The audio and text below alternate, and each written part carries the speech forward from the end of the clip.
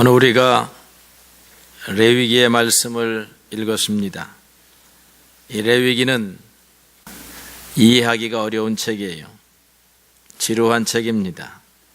여러분들은 시편, 잠언, 전도서, 복음서, 서신서 이런 것들 많이 읽으시는 줄로 압니다. 그렇지만 레위기는 중요한 책이에요. 무엇을 말하는데 중요한 책이냐? 레위기는 그 주제가 거룩한 백성이 되는 법, 하나님께서 우리에게 거룩한 백성이 되라 그렇게 말씀하시는 책입니다. 오늘 읽은 말씀 11장 45절 보게 되면요, 나는 너희 하나님이 되려고 너희를 애굽 땅에서 인도하여 낸 여호와라. 내가 거룩하니 너희도 거룩할지어다 그렇게 말했고요. 오늘 우리가 읽은 말씀 2절에 보니까 나 여호와 너희 하나님이 거룩함으로 거룩하라 그렇게 말하고 있죠. 거룩함이라고 하는 용어를 우리가 잘 이해 못하지는 않습니다. 세속적인 삶이 아니고 거룩한 삶, 또는 여러분들이 말하는 경건한 삶, 이런 삶이 거룩한 삶이죠. 거룩한 백성이 되려고 하면 이 눈을 하늘에 두고 살아야 한다. 하나님께 두고 살아야 한다는 것입니다. 네 발을 가지고 움직이는 동물들은 하늘을 보기가 어려워요. 그런데 하나님은 우리에게 이 땅을 딛고 설 수 있는 신체적 구조를 주셨습니다. 하늘을 보라는 거죠. 여러분, 이 땅을 보면 얻을 게 많지 않아요. 하늘을 보아야 사람의 마음도 넓어지는 것이고 그 다음에 소망도 생기는 것이고 그렇습니다.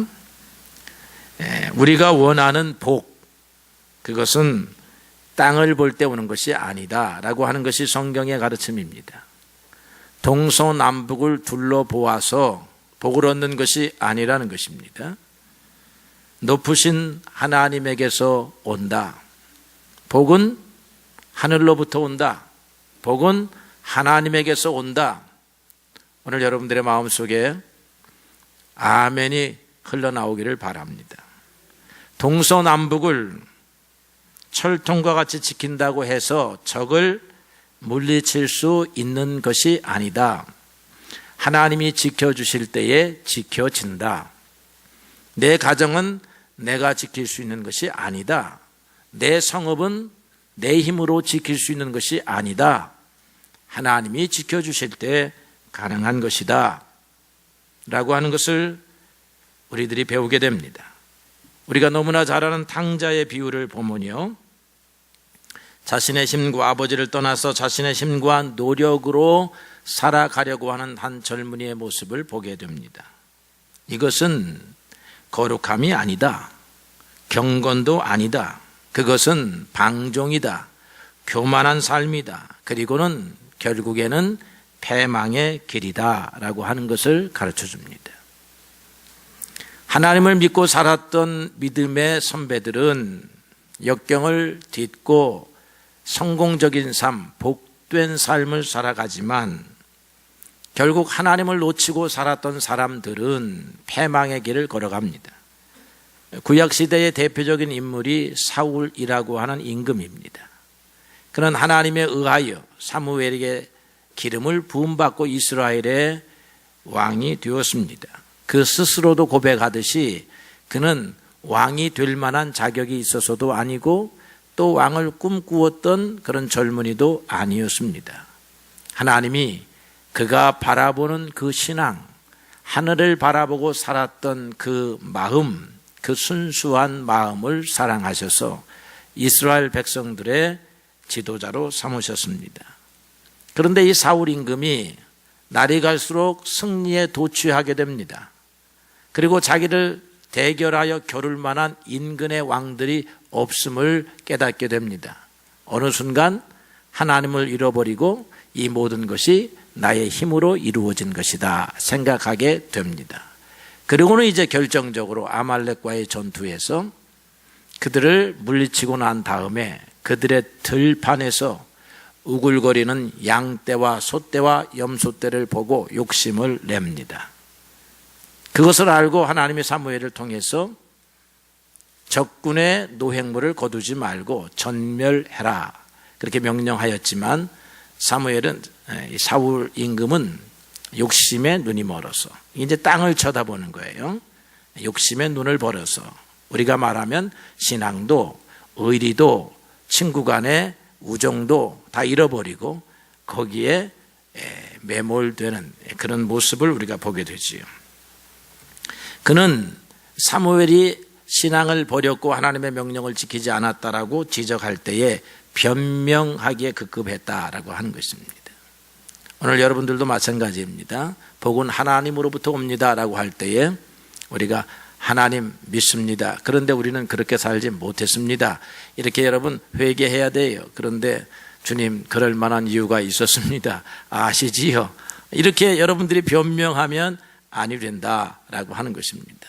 사람 앞에 변명하라 말하지 않습니다. 오늘 여러분의 마음속에 말씀하시는 하나님 앞에 여러분들이 변명하지 말고 회개할 수 있게 되기를 바랍니다.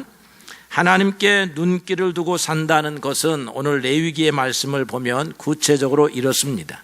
하나님 앞에 눈길을 두고 산다는 것은 우리가 성경 전체를 통해서 수없이 많은 교훈을 끌어낼 수 있지만 오늘 읽은 말씀을 통해서 몇 가지를 우리가 배우게 되는데요. 첫 절에 3절에 보게 되면요, 안식일을 지켜라. 그 다음에 4절에 보게 되면 헛된 것들에게로 향하지 말아라. 우상을 숭배하지 말아라. 그런 말이고요. 너희를 위하여 신상을 부어 만들지 말아라. 하나님은 영이시니 형상을 만들지 말라고 하는 형상 금지의 명령 내렸습니다. 그 다음에 5절에 보게 되면 화목제물을 여호와께 드릴 때에 기쁘시게 받게 하라. 예배를 드리는데 어떤 예배를 드리느냐? 하나님이 기쁘게 받으실 만한 예배를 드려라. 이 말씀은 지난주에 조금 설명이 됐습니다. 마음으로 드리는 예배, 감사함으로 드리는 예배, 이런 예배를 드린다라고 하는 거죠. 그 다음에 오늘 여러분들과 이야기를 나누고 싶은 것은 이 부분이 아니고 두 번째 부분입니다. 두 번째 부분은 삶이라고 하는 것입니다. 행위, 삶. 하나님의 거룩함을 반영하는 삶을 우리가 살아야 한다라고 하는 것입니다. 여러분들이 부모님을 닮아서 행동도 닮고 취향도 닮고 눈도 닮고 부모님 닮은 거 좋아하잖아요.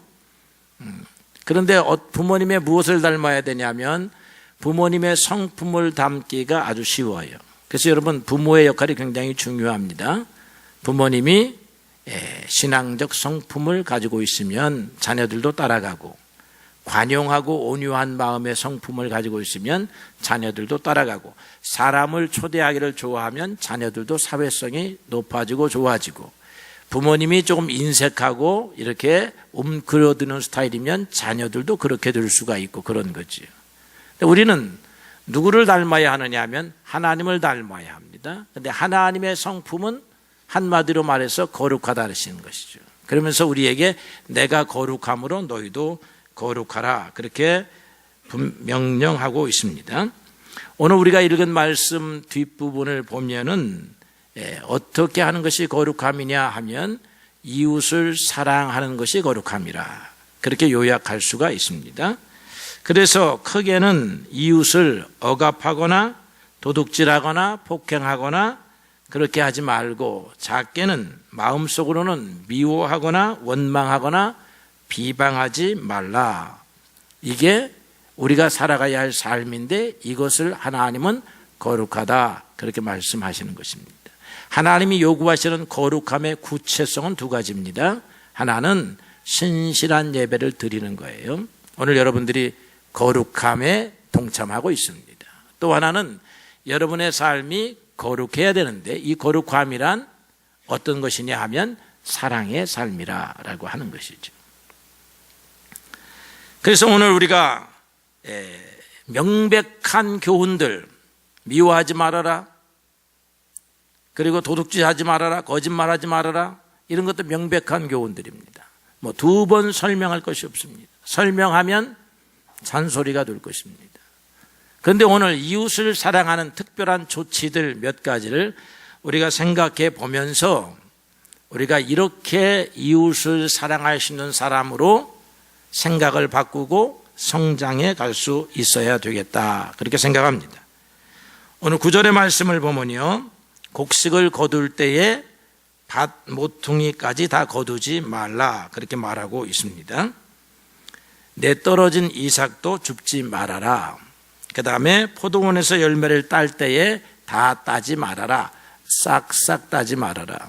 과수원을 경영하는 사람들은 어떻게 합니까? 사과를 싹싹 다 따잖아요. 하나라도 다 따야 되겠지요. 그런데 유대인들에게는 다 따지 말아라. 남겨두어라. 그리고 따다가 떨어진 것은 그냥 내버려 두어라. 심지어는 곡식을 추수할 때 이 모퉁이에 있는 것은 낫을 대지 말라는 것입니다. 이렇게 낫을 대가지고 끝까지 모퉁이까지 다 하다가 그냥 거기서 몇 가지 떨어진 이삭만 가난한 사람들이 갖는 것이 아니라 아예 모퉁이를 큼지막하게 그렇게 다 따지 베지 말라는 것입니다. 굉장히 중요한 교훈입니다. 이걸 오늘날로 우리가 생각해 보면요, 여러분들이 생활하는 생활비 가운데 가난한 자들에 위하여 내어 주어야 할 것이 있다는 것을 명심하고 살아야 된다고 하는 것입니다. 우리가 벌어들이는 수입은 다 우리의 것이 아니다. 크게는 뭡니까? 크게는 다 하나님의 것이고, 하나님이 우리에게 주었는데 우리가 취하여야 될 것이 무엇이냐 하면 하나님 앞에 떼어놓아야 돼요. 하나님의 것도 있고, 우리가 벌어들이는 소득에는 하나님의 것도 있고, 그 다음에 누군지는 모르지만, 누가 주워갈지는 모르지요. 누군지는 모르지만 가난한 자들을 위한 분깃이 있다는 것입니다. 여러분들의 소득 속에 있다는 것이에요. 이걸 알고 살아야 한다라고 하는 것이죠. 이 보아스가 추수 때가 되면 다른 주인은 이제 유대인들 가운데서도, 하나님의 율법을 들은 주인들 가운데서도 뭐 그렇게 하는 사람도 있고 안 그렇게 하는 사람이 있겠죠. 이 말씀을 지키는 사람이 있을 것입니다. 근데 보아스는 그 말씀을 지키는 사람으로 기록이 됩니다. 그리고 추수 때가 되면 추수꾼들이 와서 추수하게 될 때에 제일 먼저 그 앞에 나타나서 복을 빌어줍니다. 하나님이 여러분들과 함께 하시기를 바랍니다. 오늘 편안히 추수하십시오. 물도 준비했습니다. 간식도 준비했습니다. 쉬어가면서 하십시오. 이런 선한 주인의 역할의 모습이 나타나요. 그러니까 추수꾼들이 어떻게 하냐면 여호와께서도 당신에게 복 주시기를 원합니다. 이렇게 서로 좋은 말로 하고 일을 시작한다 이 말이죠. 그 다음에 이제 룻이라고 하는 여인이 와서 이삭을 주우니까 저 여인이 누구입니까? 묻고 그 여인의 신분과 상황을 알게 된 이 보아스가 추수꾼들에게 뭐라고 말하냐면, 저 여인이 주술 수 있도록 여러분들이 수확한 아름에서, 거기서 지금 추수꾼들은 그냥 나가면 돼요. 이 모퉁이에 있는 거 거두지 않고 추수하다가 떨어진 거 그냥 놔두고 가면 되는데, 거두어 드린 것 가운데서도 일부를 빼워서 던져 놓으시오, 이렇게 말하는 것입니다. 그렇게 하고도 부자가 되었다라고 하는 거죠. 하나님은 그렇게 하고도 부자가 될 수 있다, 아니 그렇게 살아야 부자가 된다라고 말씀하시는 것입니다. 나는 가난해서 그렇게 못하겠습니다 라고 하면 여러분 이렇게 기대하십시오. 하나님이 가난한 자를 위하여 이렇게 배려하셨으므로 여러분들이 가난한 위치에 있으면 이렇게 주변에 하나님의 말씀을 지키려고 하는 수많은 사람들에 의해서 선한 도움을 받게 될 것입니다. 지금은 내가 받는 사람이지만 내가 정당한 추수를 할 수 있을 때에는 이렇게 사시면 되는 것입니다. 그냥 떨어진 이삭만 주는 것이 아니라 내 밭에 모퉁이를 떼어서 가난한 사람들에게 줄 수 있는 그런 마음이 우리가 살아갈 때 굉장히 중요한데, 이것을 하나님이 거룩이라 말씀하시는 거예요. 이게 거룩한 거예요. 거룩이 마음의 자세만 구름 잡고 있는 게 거룩이 아니고, 이런 구체적인 사랑의 행위 속에서 하나님의 거룩함이 드러나는 것이다 라고 하는 거죠. 두 번째는요, 13절에 있는 말씀을 살펴보면요, 다른 거는 안 살펴보는 이유는 명백해서 안 살펴봅니다. 13절에는 너는 내 이웃을 억압하지 말며 착취하지 말며, 알아듣는 말이죠. 품꾼의 삭슬 아침까지 밤새도록 내게 두지 말며. 이 주인은 품꾼에게 품삯을 안 주려고 하는 사람이 아니에요. 정당하게 품삯을 주려고 하는 사람인데 깜빡 잊어가지고 오늘 저녁에 주어야 될 것, 일 끝난 다음에 주어야 할 것을 놓치고 말아서 내일 아침에 주게 되는, 아니 어찌면 어떤 사람들은 2, 3일 놓치고 2, 3일 뒤에 주게 되는 그런 경우들이 있다는 것인데, 오늘 주님이 주시는 말씀은 뭐냐면 그날 밤에 주라는 것입니다. 그날 저녁에 주라는 거예요. 품꾼의 기대가 그날 밤에 있다는 것입니다. 오늘 내가 이 일을 마치고 나면 품삯을 받게 될 것이요, 이 품삯을 가지고 내 가족을 부양할 수 있으리라 하는 간절한 기대를 가지고 일하고 있는 품꾼에게 주인이 무심코 잃어버려, 또는 내일와 일주일 후에와 이런 주인이 되지 말라라고 하는 것입니다. 이런 주인이 되면 글쎄요, 눈앞에 보이는 산수로 계산을 하면 내 창고가 조금 더 늘어날 수 있겠지만 하나님의 계산법에 있어서는 틀립니다. 하나님이 계산하신다라고 하는 거죠. 신약 성경을 보게 되면 예수님께서 포도원의 일꾼을 불러들이는 비유를 하시잖아요. 그분이 바로 하나님이요, 그분이 바로 예수님인데, 1시간 남기고 온 품꾼에게도 하루치 일당을 주는 그런 넉넉한 주인이셨지요. 우리가 이것을 모두에게 적용하기는 어렵지만, 그러나 오늘 여러분, 성경의 말씀은 대통령에게 하는 말이 아니에요. 성경의 말은 국회의원에게 하는 말이 아닙니다. 성경의 말씀은 오늘 이 말씀을 듣고 있는 여러분에게 하는 말이에요. 대통령도 오늘 예배를 드린다면 무엇인가 말씀을 듣겠지요. 오늘 여러분들은 이 말씀이 나에게 주시는 말씀으로 받아들여야 하는 것입니다. 너는 어떻게 할 것이냐? 다른 사람은요, 여기서 여러분들이 다른 사람은요 하고 다른 품꾼이나 다른 품삯을 주는 사람을 생각하지 말고 너는 이렇게 해야 한다라고 하시는 하나님의 말씀이다, 이 말이죠. 그래서 하나님은 신명기 24장 5절에 품삯 없이 그날 돌아가게 하면 죄로 정죄하리라, 그렇게 말씀하셨습니다. 14절을 보게 되면요, 귀 먹은 자를 저주하지 말라, 그렇게 말하고 있습니다. 얼핏 보면 듣지 못하는 사람이니까 무슨 나쁜 말을 한들 그게 무슨 그 사람에게 해가 되겠습니까? 그런데 그렇지 않은 거예요. 인간은 누구나 약점을 가지고 있습니다. 그런데 그런 약점을 우리가 악의적으로 이렇게 사용하게 되면 안 되는 거죠. 옛날에 제가 신학생 시절에 우리 사모하고 연애를 열심히 했는데요, 방해하는 사람이 한두 사람이 있었어요. 띄워놓으려고.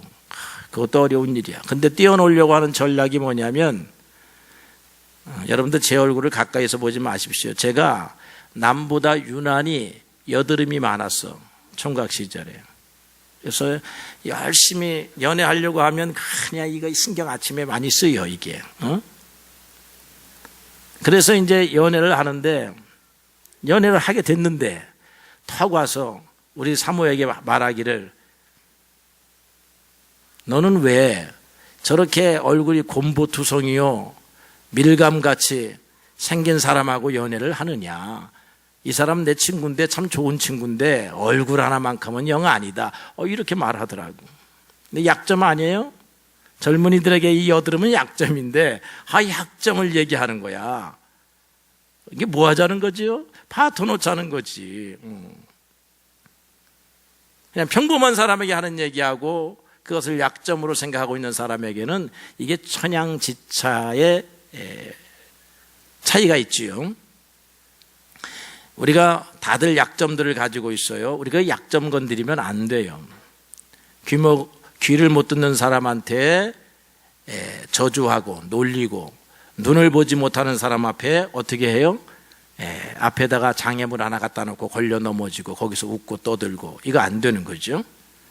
예수님은 십자가에 달리실 때에 목이 마르셨습니다. 목이 마르면 이 물을 먹어야 되는데 밑에 사람들이 예수님을 좋아하는 사람이 하나도 없어. 그래서 스폰지에다가, 해융에다가 식초를 탁 적셔가지고 입에다 갖다 댑니다. 죽어가는 사람에게, 물이 필요한 사람에게 바닷물, 소금물, 식초물이 웬 말입니까? 주님은 이런 모독을 받으셨는데 오늘 우리가 살아가면서도 다른 사람을 그냥 괴념치 않고 이런 모독을 주는 행위들이 우리의 삶 속에서 얼마든지 있을 수 있다는 것입니다. 귀먹은 사람을 듣지 못한다고 저주하지 않으라는 말은 듣는 사람에게는 하물며 어떻겠느냐 하는 말이 되기도 하는 것이죠. 우리는 귀가 밝아가지고 이 사람 저 사람 얘기를 잘 듣고 있는데 우리에게 나쁜 말이 들려온다라고 하면 그 마음의 상처가 크다라고 하는 것입니다. 진정으로 거룩한 사람이라 하면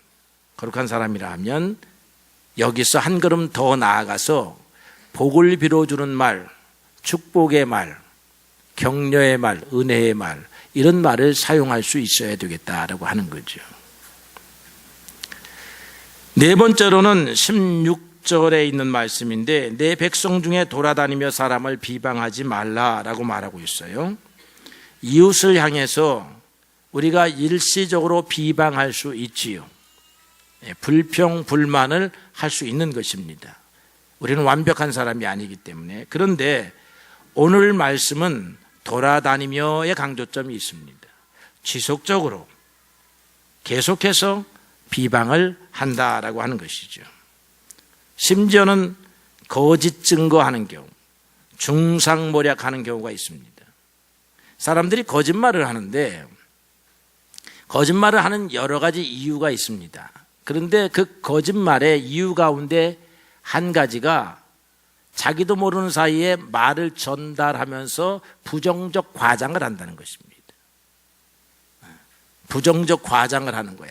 덧붙인다 이 말이죠. 그런데 좋은 것을 덧붙이는 게 아니라 나쁜 것을 덧붙이는 거예요. 이거 우리가 쉽게 실수하고 있는 부분들입니다. 그런데 이것을 방화동에서만 얘기하지 않고 공항동 가서 얘기하고 등촌동 가서 얘기하고 이 사람에게만 얘기하지 않고 저 사람에게도 얘기하고 친구에게만 얘기하지 않고 그냥 어린아이들한테도 얘기하고 이런 사람들이 있다라고 하는 거죠.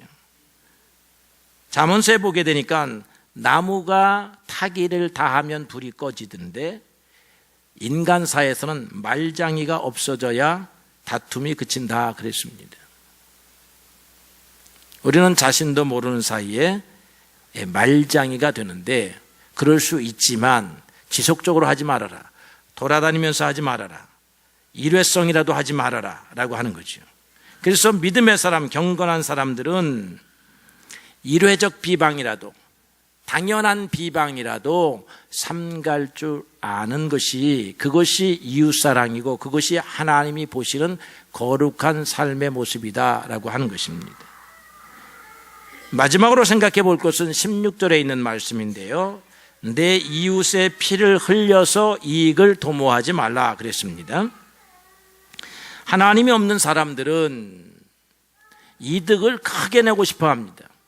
여러분, 이득을 크게 주는 것은 하나님이시고 여러분들은 세상에서 정한 정도의 이득을 얻으면서 사시기를 바랍니다. 여러분들이 다른 사람한테 돈을 빌려주었다. 은행에 돈을 빌려주었으면 은행에서 이득 주는 게 얼마입니까? 여러분들에게 1%, 2%, 그것도 어떤 때는 안 맞을 때가 많어 보니까. 제가 1.8%짜리 뭐 하나를 들어서 중간에 깼더니 그게 2년 지속할 때 1.8%고 1년 만에 깨면은 뭐 1.1%고 이래. 얼마나 야박한지 몰라요.